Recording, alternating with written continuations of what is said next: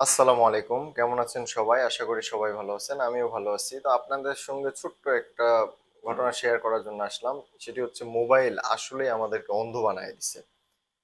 যার বাস্তব প্রমাণ আমি নিজে। গতকাল আমি হচ্ছে একটা জায়গা থেকে আরেক জায়গায় যাবো এজন্য লেগুনাতে উঠি। তো লেগুনাতে ওঠার পর আমার অপোজিটে আমার এক খুব কাছের বন্ধু সে লেগুনাতে উঠছে।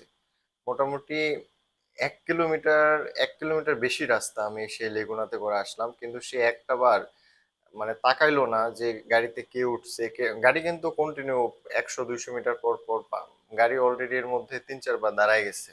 তারপরও সে তাকায়নি। পরবর্তীতে কি করছে আমি তার একটা ছবি তুলে তার হোয়াটসঅ্যাপে শেয়ার করছি। যখন আমি তার হোয়াটসঅ্যাপে শেয়ার করছি তখন সে সামনে তাকায় মানে সে তো অবাক হয়ে গেছে।